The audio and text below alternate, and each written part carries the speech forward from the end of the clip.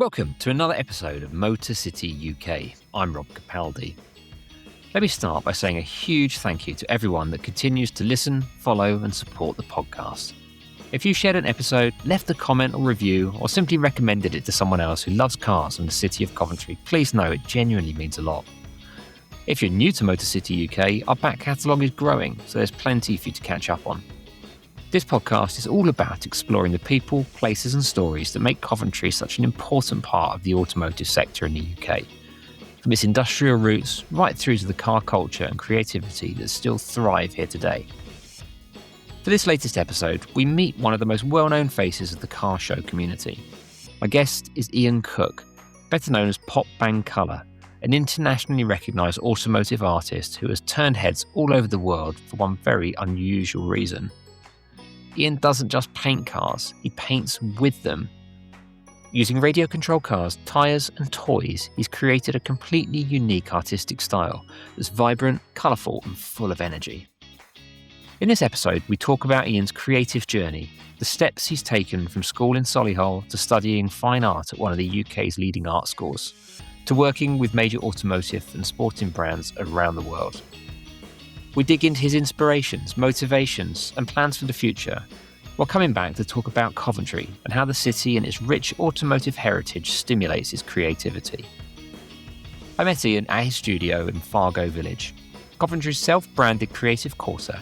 It feels like the ideal location for an automotive artist and a perfect illustration of the message of reinvention and rejuvenation we're so keen on here at Motor City UK. This once industrial site on Far Gosford Street has been reborn as a colourful and energetic home to a mix of creative businesses, artisan makers and exciting cultural happenings. The format of this episode is once again more of an interview. It's a long one as well, but it's very much worth your time to find out just how Ian became one of the most distinctive automotive artists working today. We start our discussion by finding out just how he became one of Fargo Village's longest standing residents. The classic phrase is being sent to Coventry, and I very much kind of was. I was based at the British Motor Museum for 5 years, and then they had a bit of a change around there. So the studio space that was kind of permanent would have to have been a shared space. So I was like, right, I need to find somewhere else. Very briefly moved out to a dealership, which again it was a learning curve, And then I learned about Fargo from the Transport Museum, actually. So there was a contact there who mentioned Fargo had only just really kind of started. It was a year old, and he was like, "I think you'd fit in there. I think it'd work for you." And I'd not heard, I'd not been, and not So I came to visit it, and I was like, "Yeah, I like it. I like that. There's all these different businesses that are quirky and different, and there's a vibe about it." And it was exciting. So I was like, okay, we'll give that a go. And this site used to be a radiator factory. The buildings over the way, that's where they built. This was actually the HR offices. This is the kind of where the managers were. And I've had people who used to work in the site come in and go, "Oh, we never came in here because this is where to avoid coming in. Yeah, we used to avoid coming in here." Yeah. And interestingly, underneath the road, there's actually an underground room where they used to have to keep the copper for the radiators because it kept getting stolen. Oh, really? So they had to hide it underneath the road so that it couldn't be stolen. And it is a city of regeneration. It is a city known for its automotive, going right back to watches, clock making, bicycles. It's always been a city that is very much a kind of a hands-on, labour-intensive place. And I kind of like that. I kind of like that it's a city that creates and makes. Yeah, and that's where I kind of see it fits in with me. And also, it's a great city to get out of. Yeah, so M6, M1, A46, A45. I mean, all of the major trunk roads for me to get to my events. Yeah. Are I can get down to Milton Keynes. I can get down to London. I can get across to to Wales. I'm pretty much 2 hours away from most places. So it certainly has its benefits in terms of a location. And also being a small business and being surrounded by small businesses, you generally work off each other and support each other and have ideas, and so it can be a space that works as a community as well. Yeah. And that's what it was built for. And over the I've been here nearly 10 years now, so, and I've seen people come and go, or new businesses start, businesses expand, and that's exciting to see. I mean, I've always been in this space. More recently, actually, been sorting it out and kind of going through a lot of the stuff that I've collated over those years. But it still has that. For me, it's a base. It's somewhere I can bring people in. Yeah. And increasingly, I want people to come and have experiences here and see what I've built and enjoy that as well. So let's talk about the space a little bit. I feel that the space itself is an extension of your artwork. It's bright, it's colourful, it's full of life. Is that intentional? Yeah, very much so. Like I'm married to an engineer, and she's very much like, she likes order, and as much as she also loves colour and vibrancy and fun. This is very much a space that I feel comfortable in. And I've built it around what I like and what I enjoy. And also, I'm able to kind of show some of the accolades and things that I've achieved over the time. So when people come in here, they go, "Oh, I saw that. Oh, there's that there as well. What's that?" And it is that kind of like, it can be a bit of a deep dive of, where'd you get that from? Or why have you got touring car bumpers from the 2010 season? So you get car and motorsports fans coming in going, how did you get a Ford GT front end? So how did you get a Ford GT front end? So I worked for a company who maintain all the GTs in Europe, and that car had a bit of an off, and they had to replace the front end, and they were just going to get rid of it. And I happened to visit on the right day and went, what's happening with Excellent. These pile of bits? What, that pile of bits? The same with the touring car parts. Is, I said to the race team, I said, look, at the end of the season, if they're just being chucked out, I mean, I can use them. Yeah. So yes, I've probably got the best part of a Chevrolet touring car in here. I've definitely got doors, boot, front ends, bumper. So I've definitely got the exterior bits of a car. But I think that's part of the story. That's why I enjoy is that people walk in and go, wow. There's a lot of stuff. So where did the love of cars come from? If you go into a fine art degree at university, I should imagine it's quite a unique thing to have cars as your speciality. You think of fine art, you think of classics painting. You don't necessarily think of painting with cars. Yeah. Where did it come from for you? Where does it come from? Yeah. I've grown up with it. Being from Solihull, where Land Rover's built. My uncle worked through British Leyland, and Rover, and whatever, whoever bought Rover, he ended up working for. So he worked for it was Honda, BMW, Tata. So from a very young age, I was influenced by the car industry. It was around me. I wanted to be a car designer, and then I did a week's work experience when I was at school at what was then Longbridge, so part of Rover Group, and I did the week's work experience, but then realised that I'm certainly not a car designer.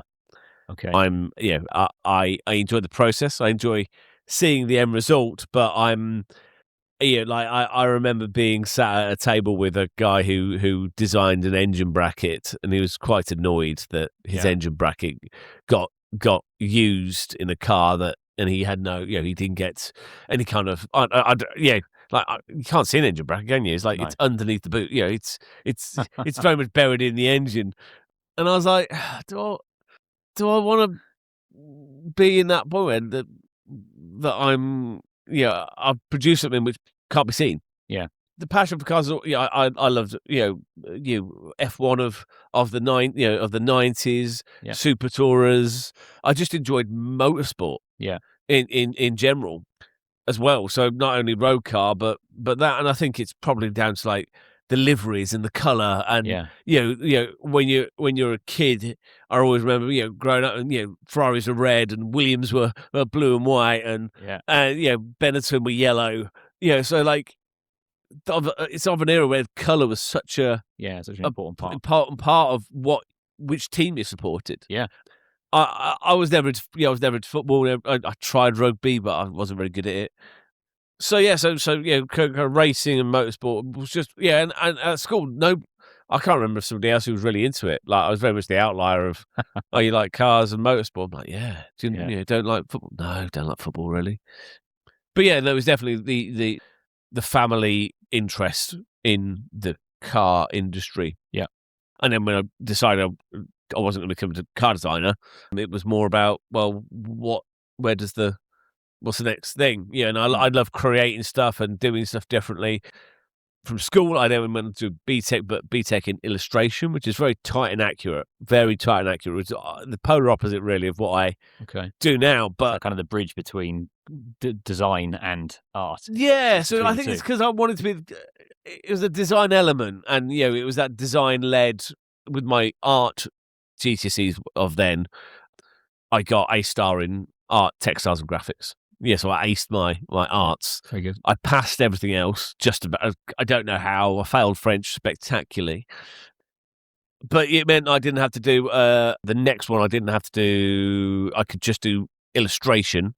I didn't have to do it supported by another subject. So it was just, and I wanted to go to just an art college, and I think it's really important that it was at an art college you feel that you fit in. Yeah, like I didn't really fit in at school, but at an art college surrounded by art people, suddenly you do. I was like, oh yeah. This is my people.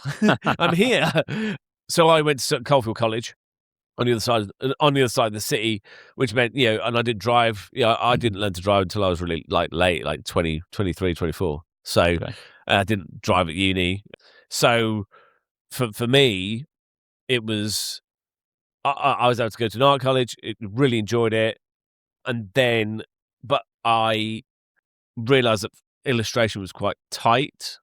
And also, it was going to be dying out, so they started to bring in the Apple Macs, and I was like, "Whoa, hang on a minute! Where do we sit?" No, I'm good with paintbrushes, and I'm good with painting, creating, making.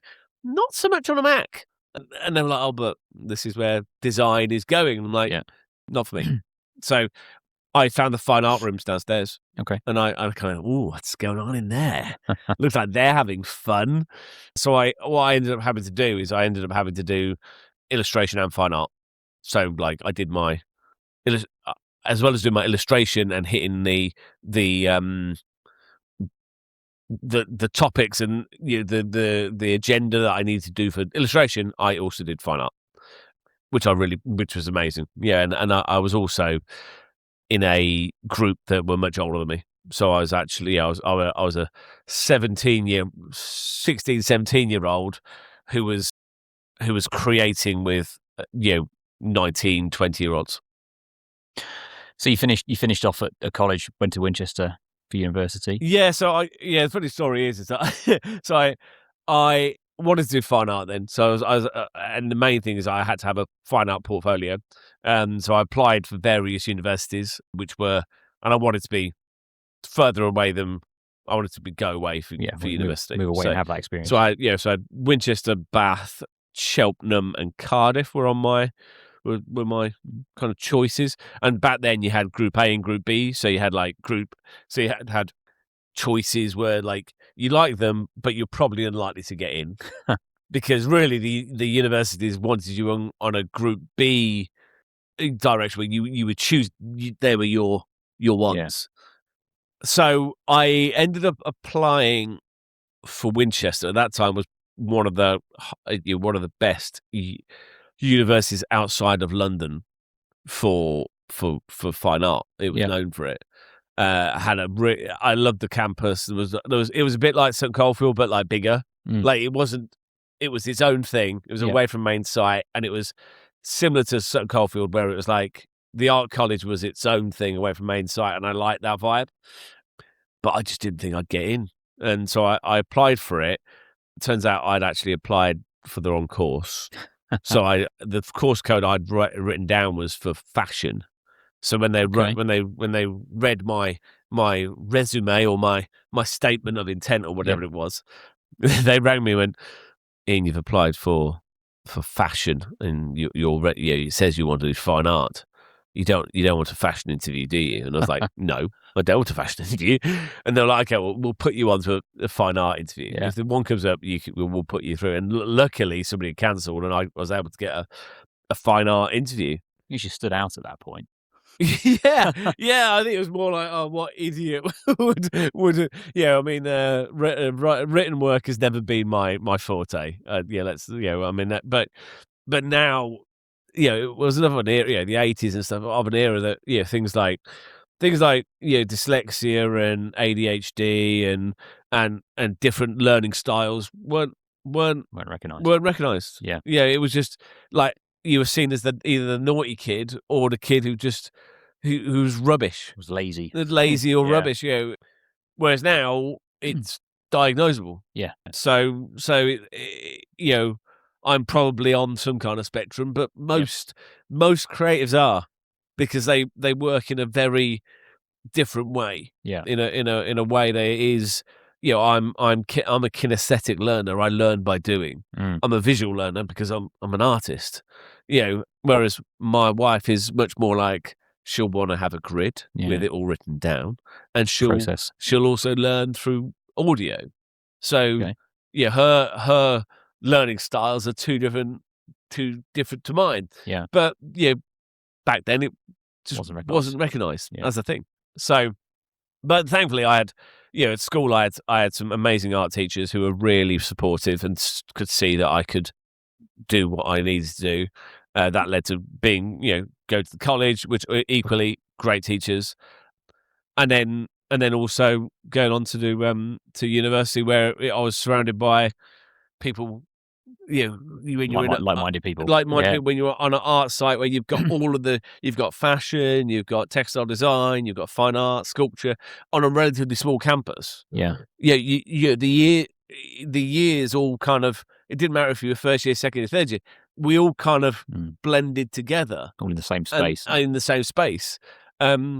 it was kind of a melting pot. It was, so I still value that period that I learned a lot, and that's essentially where PopBangColour started. My degree show was called PopBangColour, and I just developed and continued with that name because I liked it, and it was a thing that I could identify and became my identity. Was your final degree show the same kind of creations that you create now, or was it something totally different and you've evolved on the name? So my degree show, my end of year degree show, is that I cut up all of my toy cars from my childhood into a sculpture, and I had it as a hanging organic form from the ceiling, and then it had a motor at the bottom and it rotated. It had Scalextric motors that kind of whirled inside of it. That's very different to what you do now. Yeah, it was automotive. Like was automotive. There was an automotive theme to it. There was a car theme to it. A toy car theme as well. Toy. There's always been this kind of toy. Yeah, and my second year paintings were of toy. Yeah, there was toys in there as well. So there's always been like a playful element to my work, and I use everyday materials or stuff that is accessible. So there's always that kind of that theme that's gone through it, whether intentionally or unintentionally. There's kind of been a that's what I like, and I think that's down to being influenced by the world of like pop art. I was influenced by the young British artist scene, the Y-Bass scene of Hurst, Emin, and that era where everything was in the media. Sharks in tanks, and and we've got to remember, there was no Instagram, there was no Facebook, there was no social media presence. Not until 2007-8 there was Facebook. You experienced it in person, then you. And you experienced it through a newspaper. You experienced it through very tactile things that you had to engage with. You got the likes of Warhol from the pop art era. You got Rauschenberg, Rosenquist. big, colourful, Campbell soup tins. Yeah, they're recognisable things. I took it on like a sponge. I just was influenced by a lot of things around me, which is important as an art, as somebody who of learning. At that point, it's not about sales or making money. It's about you as an artist developing a style and having the confidence to talk about work and what you do and how you do it and what and why. And Winchester had a really strong, when you had crits each week, so critiques of your work, you had to be like, this is why I'm doing it. I'm doing it because, give reasons behind it. And if somebody felt there wasn't a strong reason, they'd tell you. So that was just as important as the actual creation, was the reason for it and the explanation for it. Given the reasonings behind why you're doing it. So when does the shift come in then from, you describe yourself as a sponge absorbing all of this inspiration, and you said you weren't thinking of it as a business or as something to make money. When do you make the shift from being an artist that's absorbing and learning to a professional artist that is just creating? The thing is, when I was at uni, there wasn't a particular push for you were there to just create. There wasn't a thing to be like, right, you need to sell, or maybe I didn't go to those lectures. I don't. I don't know. It was much more about you as a creative, and I think that's great. So I graduated 2003, I think it was 3 or 4, 1 or 2, and I graduated first class honours, and then it was like, right, now what? Like, okay, great, done. Got what I wanted, but I haven't got a job. There's no job at the end of it. So I ended up going back to Birmingham. Thankfully, whilst I was working in Winchester, I was able to transfer my job back to the Midlands, and I was just working bars. But by working in bars and pubs, I gained how to talk to people. Like, I gained how to have a conversation, how to go, how you doing? Like small talk, type of thing, which is what I do now at every show. Is like I generally have small talk with people, and I was able to be a bit creative. And what happened is that so at the end of my parents' garden, there was a garage. My granddad could see that I was frustrated that I wasn't creating or didn't have somewhere to create, so he built a studio. My parents came home one evening, and my granddad was on the top of it, ripping it off the roof, and we started to build a studio. And I'm like, what's he doing? He was like, well, he needs somewhere to work. And I was very grateful. My granddad was my hero. Like, he could see. He necessarily didn't understand the art side of it. He did by doing. Like, so we built a studio, and I was able to just start again, not commercially, just create having stuff. An outlet for you, having an outlet somewhere to work. So skip on a few years, I still wanted to be an artist. I need to be in a creative environment. Either I had to go down the role of learning how to be, kind of in that scene and get properly qualified to be restaurateur, managing that, and I wasn't really my bag. Wasn't really, and what I liked about bar work is, again, it was a practical doing thing. But the better you get at it, you become a manager, and you stop doing that. Because you're managing people rather than actually doing the job. So the college that I was at Sutton Coldfield, they approached me. There was a conversation where I was like, if you want to come and teach, then you could do it on your degree, and there's a few hours that have come available to just try it. Okay, see if you like teaching. And then I think I started teaching when I was 23, 24. Oh, wow! But I was teaching 18-year-olds, so I was like a young teacher, a few years older than them. I was only but I was going to college with I was going back to the college I went to with a shirt on. But basically, the previous teacher had left. They didn't have any work out of these kids because they were bad, and they're like, right, if you can help get some work out of these kids, that'd be great. Here is what they need to learn. Here's a schedule, but let me know let us know what your what you can do. So yeah, I was like, cool, yeah, well, let's do that. And they were tough kids, but some of them were diamonds. So that's where painting with cars kind of started, because all the kids a lot of the lads were like into Evos and Subarus and like BMWs, and I was like, "You're talking my language," because I'm also into cars. So yeah, so we ended up like painting with cars in the session and making color wheels and creating mark making with the cars. Okay, I was engaging the group. I was getting work out of them. All of a sudden, we were ticking criteria quite quickly because they were having fun doing art, which is essentially what it should be. Yeah, at that age, like it should be fun. And also, I had access to the college when I wasn't teaching, so I could use lots of resources. Yeah. So tried a couple of things. What ended up happening is I ended up with a friend of mine from university who then became a curator at Wolverhampton Gallery. She said, "Oh, we've got an exhibition. We've got a group of artists coming. We won't use a group of artists, but it's got to be new work. It can't be stuff that you've already shown." So I started. I had to get a body of work together, and part of that was with the gallery was one side, the after party was somewhere else. So I ended up. We did a piece where people rolled car tires and used radio control cars to get from one side of Wolverhampton to the other. Oh wow! And actually, the visitors interacting with it, and then it was a performance piece essentially, but it was masqueraded as an art piece. How I started painting with cars is I was given a radio control car by an ex-girlfriend, and she said to me, "Don't take it in the studio and don't get paint on it." So red rag to a bull. Yeah, absolutely. Yeah, so I had the studio at home. I started to do experimental stuff away from the studio as well.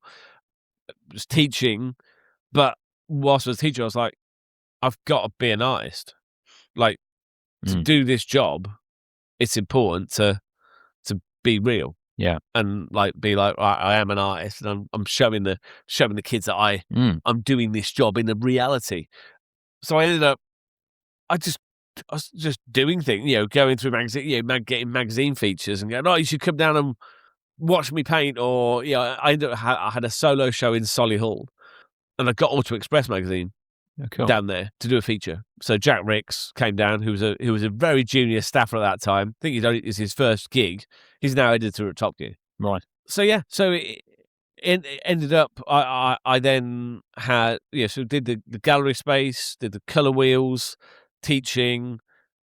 I then had a small studio at the Custard Factory in Birmingham, very temporarily. Okay. And the Custard Factory at that time seemed the right place. Yeah, for creative from Birmingham. Seemed the right place to kind of go. It points that way.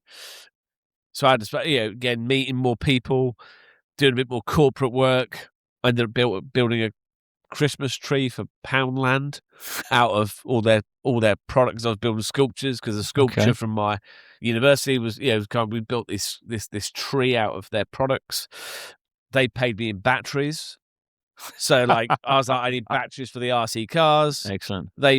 And I asked for 500 batteries. They sent me 500 packs of batteries. Excellent. So I had thousands of batteries, which lasted me 4 or 5 years.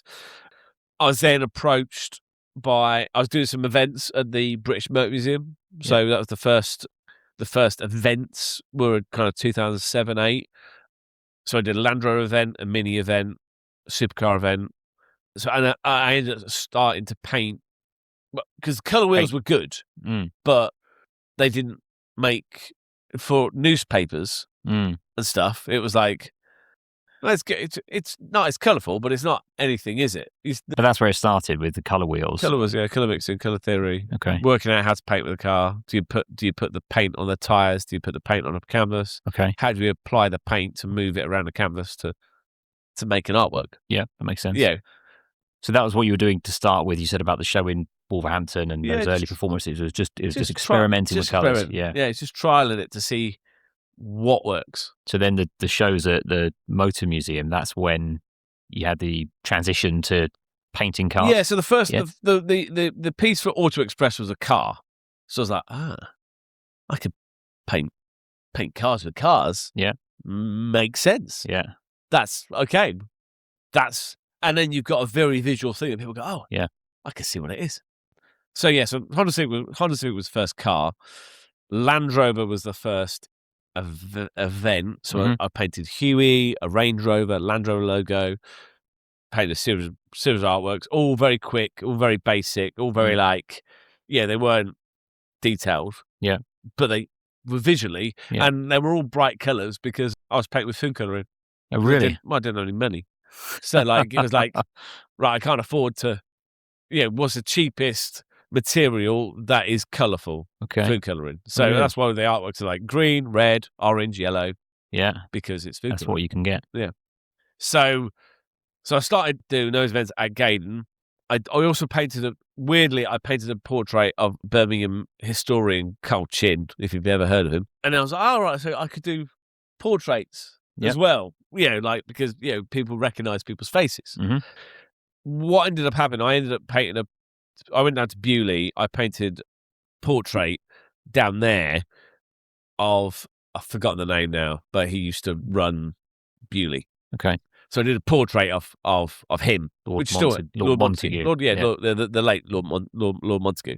So I had a picture of me with a massive portrait of Lord Montague, with Lord Montague holding it next to him. Yeah. So I had a picture of me, massive portrait of Lord Montague, and it was a pretty good portrait. I was pretty pleased with it, seeing as it was painted with food colouring. It was pretty good, and that hangs in Bewley. If you go into the museum, there's a staff door to the left, and there's this staircase, and it's on there still. Fantastic. And so I sent that to Goodwood. So I was going through the car events listings, and Goodwood Festive Speed was an event listed. Never been. So I sent that photo to them with some cars I'd done, going, "You want me at the show?" Yeah. And then they emailed back going, "How much do you cost?" And I went, "Oh, okay." Sudden change. There's okay. And then I arrived at Goodwood completely underestimating the size of it. I mean, it's not the size it is now. What year was this? 2009. Okay. Yeah. It was still big then. Still big, but not like it is now. Yeah. And so they put up a marquee for me, and I remember ringing my mum and dad going, "Yeah, this is this is so much bigger than I thought it was getting like it was." And that year, I set up. I was doing some workshops, I think, as well. Or I was doing I ended up painting Mike Hawthorne's Ferrari, Lewis Hamilton's portrait, Lewis Hamilton's car, and another portrait as well. So, whilst I was painting Lewis Hamilton's portrait, MC Saatchi, the advertising agency, had come in and watched me paint. And then so a week later, they rang my boss at the college. Oh, really? And they went, "We need to talk." And also I'd done some PR. I'd gone back with the artworks, talked to the Birmingham Mail. Birmingham Mail had come down, done another feature. So it was out there as these artworks that had been done.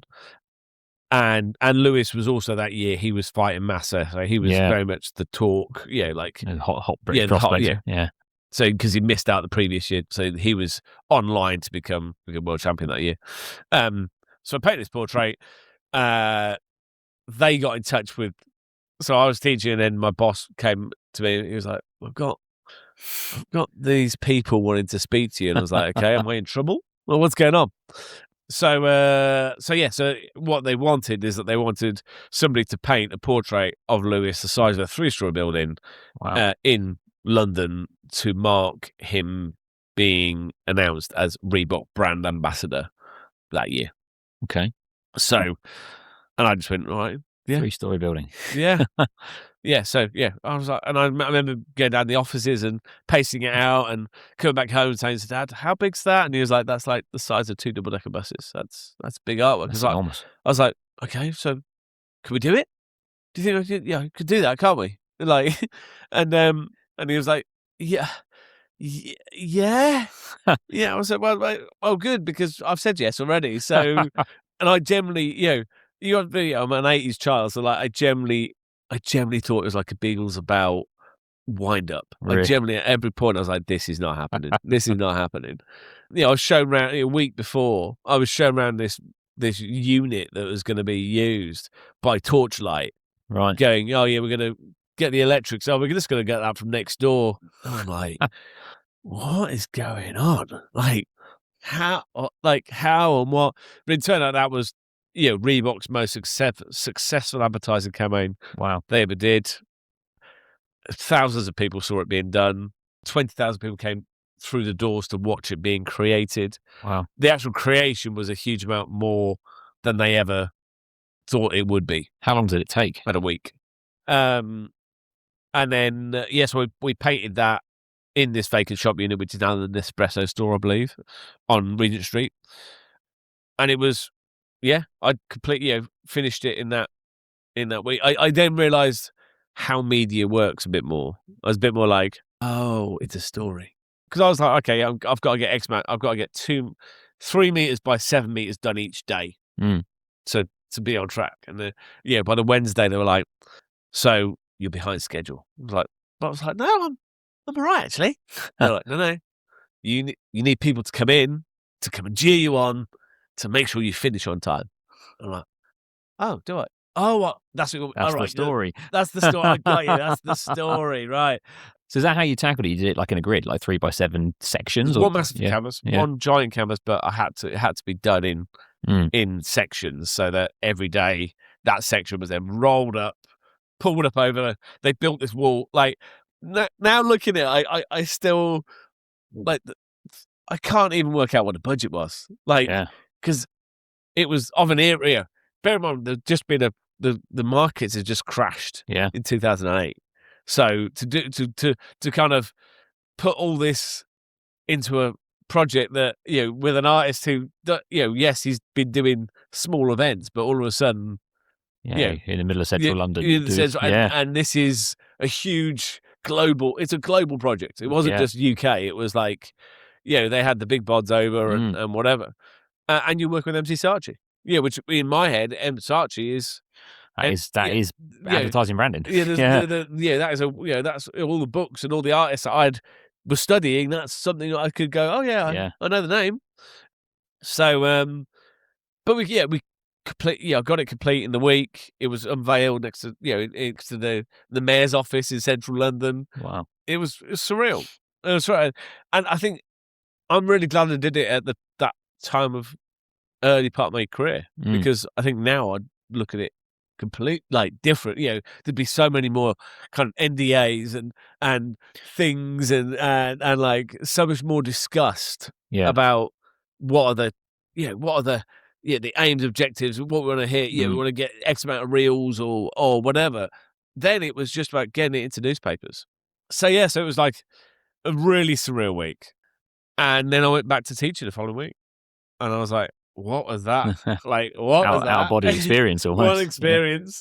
But that isn't the biggest piece I've done. And that then led, so prior to that, I was contacting Blue Peter going, look, you want me on Blue Peter because I do this. And they're like, yeah. They're like, basically like, when you've done something interesting, we'll be in touch. And then literally the following week, Blue Peter were like, that's interesting. Yeah. You come and get your badge.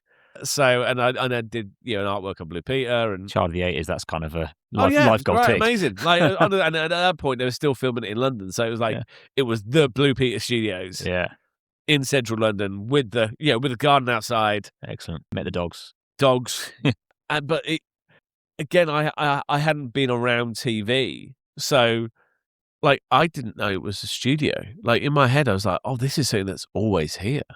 Okay. Like, and then I walked in and went, oh, it's a studio. Like, it all gets packed down.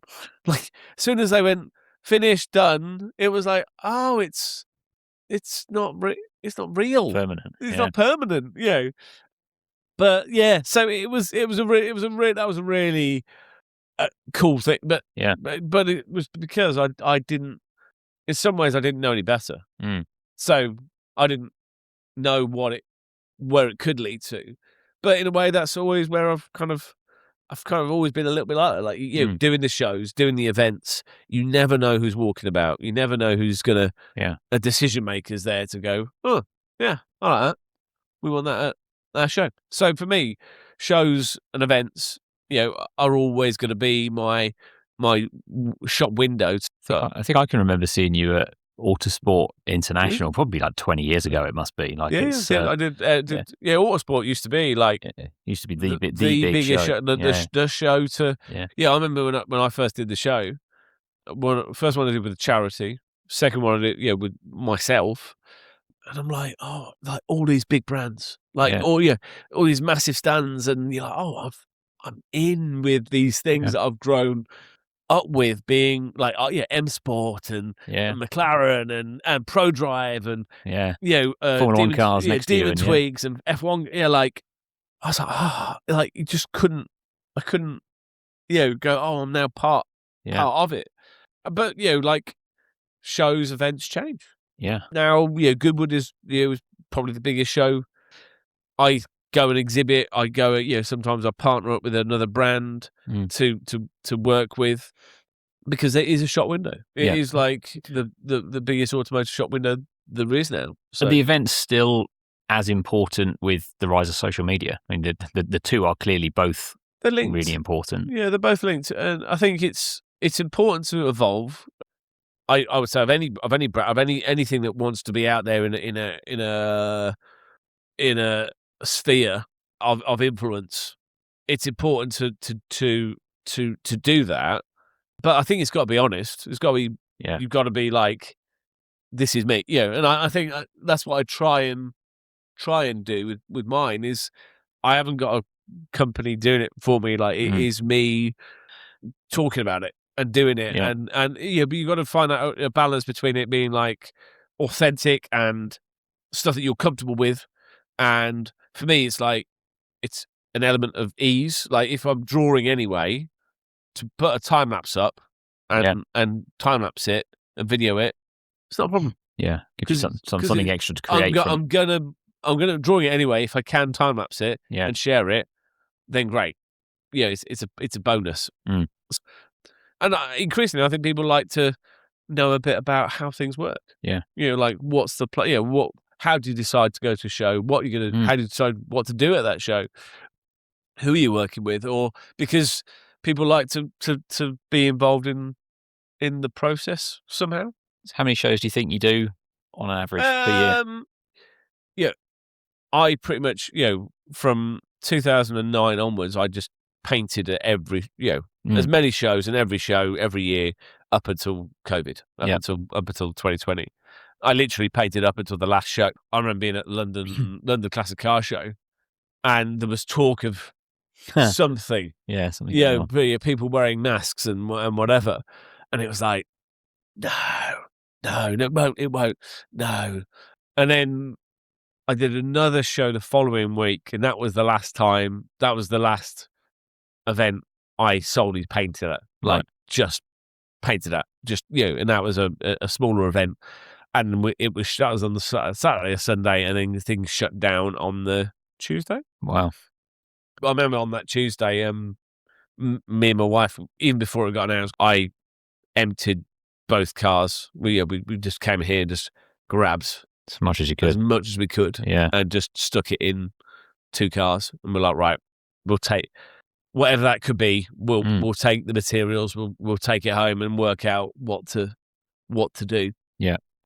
So I ended up, that's where Continuous Car, started, was, doing drawings online that people could watch their car being drawn whilst I talked to them whilst drawing it. Yeah. So it started off without the talking bit. It was just me live feeding, but then it became the drivers and people whose car it was wanted to have a chat for an hour at the same time. So it was a kind of a live podcast, essentially, but it was 2 people talking about the cars and the industry and whatever, which was at that time was perfect because everybody was at home bored and didn't really know they weren't in work. They were working from home, so they were like, "Oh, brilliant! Can I have an hour to talk to you?" Yeah, come on. So it was it's always been like kind of like, I'll do that. That's happened. Right, I'll do that. I'll try that. So up to that point, you'd just been painting. That was everything you were doing, and then you had to make that pivot during COVID. And and I started that on the Tuesday. So Tuesday was the lockdown. by the Friday I'd started the drawings. Friday afternoon I started the drawings. I got set up, and not as big a setup as we got here, but it was a setup of I've got some felt tips and pens, and I've got something to go with. Yeah. Started to do them. There was, I think, within 5 or 6 people were like, "Oh, can you do my car?" Yeah. Yeah. Are you doing these to order? And I was like, right, just build this catalogue. Yeah. And so quite quickly it became a thing. How many do you think you've done now? I can do. I think it's over 2,200. Wow. 80 something. So because they're all numbered. So right. So So what, within 5 years, 2,000 over two. Wow. Yeah. 2,000 or something drawings. That's Not really 2,500 actually. So what's your split now between painting and the drawings? Obviously the paintings I want to do, that's what I'm known for, but they're obviously at a much higher price than the paintings. So you can, I'll get more drawings done, but you got to do a lot of drawings to get to a price for painting. Yeah. But I enjoy doing both. Yeah. And I split them, either I'll be like, right, I've got X amount of those to do, I've got one of those to do. And it's also, sometimes it's about finishing paintings. And also, if I've done it at a show, it's not quite finished. It's like, right, I've got to finish that painting to then take it off to the printers, framers, whatever. Yeah. So what's the process for the paint with cars, big art pieces? What's your steps you take through when you're staring at a blank sheet of paper with a? So initially, sort of, I'll decide what the image is. I'll work with the client to go, right, what vehicle is it that we're doing? Yeah. Yeah. It's generally based on a photo, or I'll come and photograph the car, the vehicle, to come and get a good photo of it. Or if they've got some images, then I'll base it on that. And then it will be either it's done in here or it's done at an event, depending on if it's corporate, if it's a brand. I do dealership launches and whatever. The big canvases stretched, they're 2.4 by 1.2, but they can be smaller. The paper ones are even bigger, but then you've got a massive frame to put it in as well. And then following that, it's about of creation, and then just go, they can come and see it being done if they want. They can come and have a go at it. If it's been done here, they can have a go at creating it. That's got to be pretty unique amongst automotive artists. That sort of get involved yourself with painting. That's again why I've made this studio a bit more more accessible, so that people can come and if they're investing that amount of money in something, then they want to be part of it. Yeah. I've had one client who then the materials of the car then went into the painting as well. So you had the leather work and the woodwork and everything that the car was made of went into the painting as well. Wow. So because it's something that's being created. It's not it's not an AI thing. It's not something that's just press print or whatever. It's two paintings recently. They were like, "Oh, can I have some glitter in it?" And I was like, "Yeah, we can make sure it's because when it's hit by a light, they want it to sparkle and some shine. There's some shine." So that's what I do is create bespoke pieces of artwork, and then the drawings are a much smaller scale, but still it's a bespoke drawing, hand drawn to order, so that it's not just me going, "Oh, make a car look a bit cartoony" or whatever. It's like it's a process of me creating it for that person. Yeah, that's really great. So you've been traveling to events for best part of 20 years, painting at them, creating at them. Yep.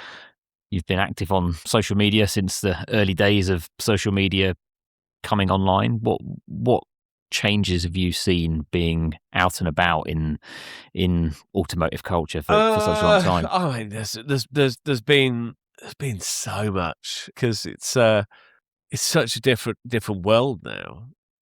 I mean, I think more recently, I think AI is a huge thing. This digital revolution where people can just press press a few buttons and go, "Oh, I want a cartoon of this," and draw a caricature of me. You've seen it. I'll make my car into a Hot Wheels. I mean, we are. We're all, whether people know it or not, they are feeding a machine. Yeah, they're giving their information more and more and more. So that will affect creatives. I'm not. AI has a place, but it's also like it is a machine. It's finding the right kind of boundaries for it, I think, is important. Yeah, like don't be wrong. I'm sure it's super useful for some things. Yeah. I heard a really interesting comparison talking about AI and comparing it to stock photography, and with the rise of stock photography, like 20 years or so ago, with the big sort of Shutterstocks and Alamy and such like. There was a lot of photographers that were feeling the same kind of feelings that you've just described. That this rise of ability to just go and buy a stock photograph does us out of a job, because we're not going to be contracted to go and take photographs of people. And what happened in the photography world is that there was a place for stock photography, and you could go and you could buy those images. When you wanted something more bespoke, personalized, and that you had more control over, that you could get by buying a stock image, you still went to a person, because you needed to have that human interaction. And the comparison was that may be what happens with other forms of creative with AI, in that people are almost always going to be able to tell that this is something that's been AI created. I can see image. I can look at image and go, that's that. Yeah, that's Something. Yeah, well, I mean, like you see brands, big brands do it. You go, really? Like, so So it's like I say, with photographers, with any folks in that kind of creative sector, which people can go, oh, I can just get that off there now.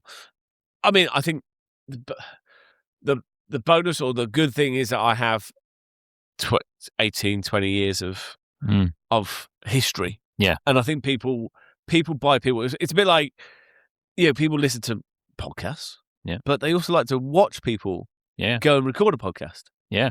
Because they like to see the voice behind that. And, if you said 10 years ago, people are going to go buy a ticket to a theatre to watch a podcast being produced, you'd be like, what? It happens all the time now. Yeah, exactly. Yeah. It's a very physical, real thing I do. And things like doing the workshops, doing the experiences is one way of engaging people. So they go, right, I want to come and see it, feel it, do it. I want to get my hands mucky, because we're all humans. Yeah. And that's what we want to do. We want to have that human interaction of something. I think that younger people as well are increasingly feeling that in such a digital world where everything is driven by a screen in some way. Having something real and tangible that they can interact with is actually really appealing. My 15-year-old daughter is obsessed with CDs and magazines because she likes physical media, and she says this is a big thing in my age group. Is physical media is back, and it's like we've got a record store here. Records being released exclusively on vinyl.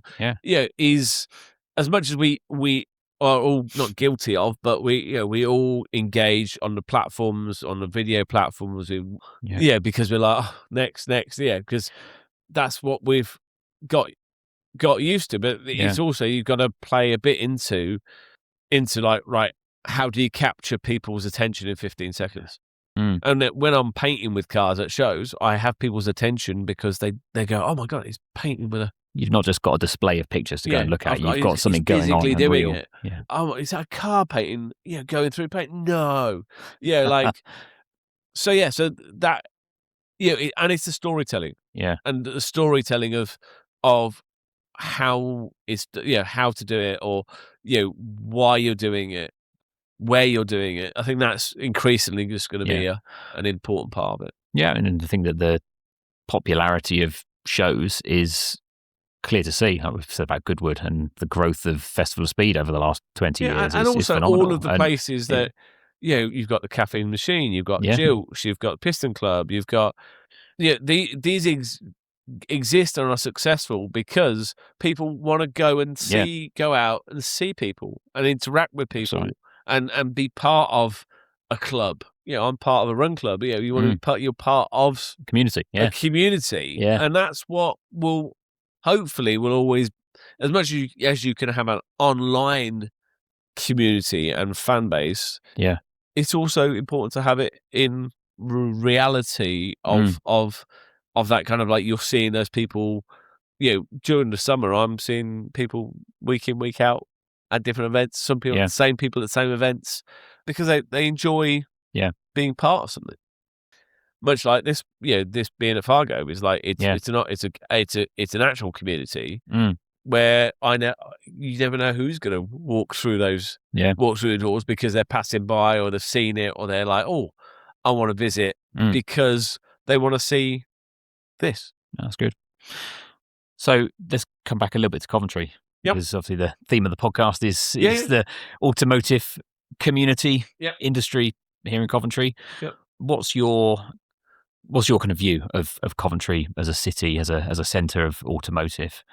Having done a lot of the lives and during lockdown, there were so many people linked to this city who've gone through Coventry University, whether they are through design, through automotive journalism, through engineering. If there's some students who've come up into the studio, you can. You often go, well, okay, who's doing automotive? Who's doing engineering? It is a city that is so linked to automotive, whether that's design or motorsport, or it's called Motorsport Valley because there's a reason why it's all here within this M40 corridor. Within the sector. Of course, it's changed hugely. We haven't got the mass production, but the knowledge and the skill set are around, and that has changed from building physical cars to doing it as a digital to electrification.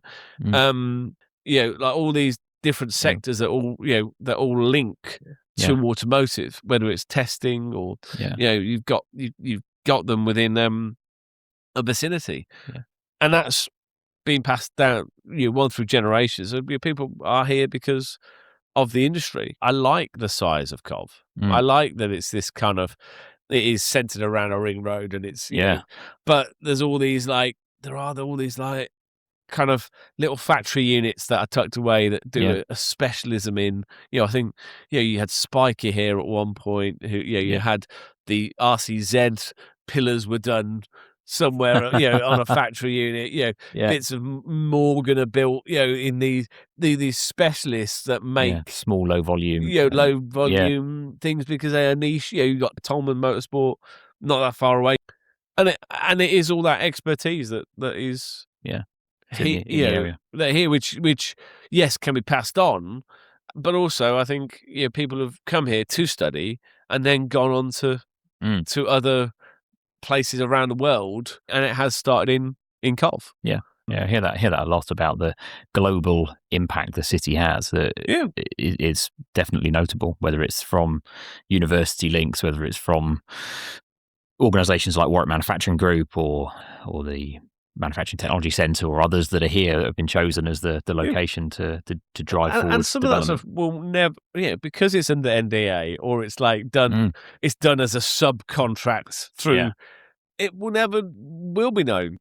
I think it's great to have that, and I'm not sure it's being celebrated. It's great. We have Coventry Motorfest. Celebrates the city. But I think it should be more. It should be almost more like it should be proud, like that a city can have such a important part, and not just look at what it was, but where it is and where it continues to go.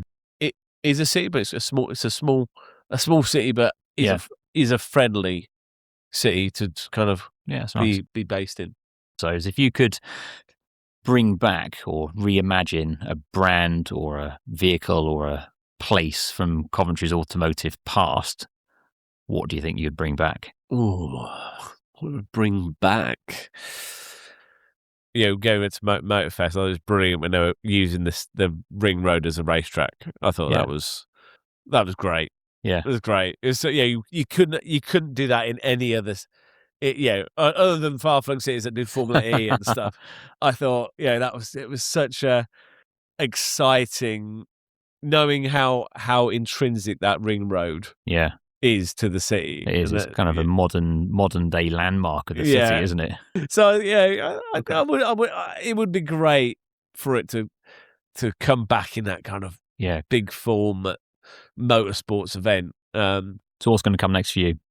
What does 5 years time for PopBangColour look like? 5 years time. Ooh, who knows?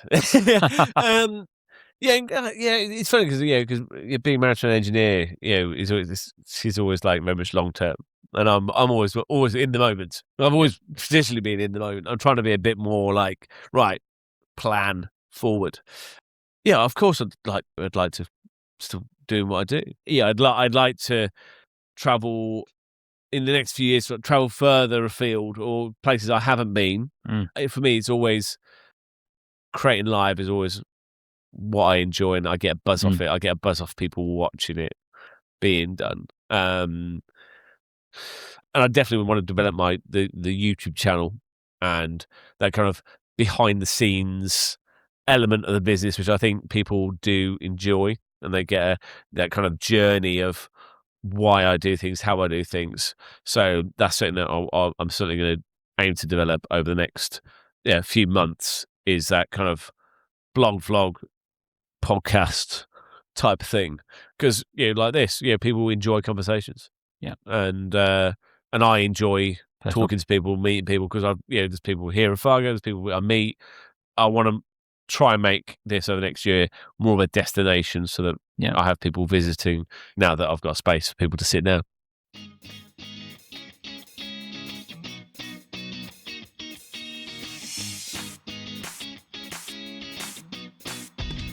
I'm sure you'll agree that was a great insight into a unique side of automotive culture. Ian's inspiring story is one of determination, continual refinement of his craft, and an unwavering passion for the motor car. He's not a Coventry native, but the city has become his home. It inspires him, and he draws on the automotive heritage of the city and of his studio location in Fargo Village to continue growing as an artist. This is what the Motor City UK podcast is all about. Understanding not just how Coventry helped shape the automotive world, but how that legacy continues to inspire people in new and unexpected ways today as the city itself continues to grow and evolve. If you'd like to see more of Ian's work, be sure to follow PopBangColour on Instagram. Take a look at what he's creating and maybe stop by for a chat with him at one of the many shows or events he's sure to be at this summer. While you're on Instagram, be sure to follow the podcast too. We're simply at Motor City Pod. All one word, no spaces. You can keep up to date with new episodes and see behind the scenes as we continue recording. We've got some great episodes coming up as we start to look to the future and study some of the initiatives and investments taking place in the city to support the development of automotive and transport technology. And finally, if you've enjoyed what you've heard today, please do follow us on your podcast app of choice. Leave a quick review and be sure to click a 5-star rating to help us reach more people with the stories from the UK's original Motor City. Tune in next time as we continue our mission to understand the city of Coventry's unique relationship with the motor car.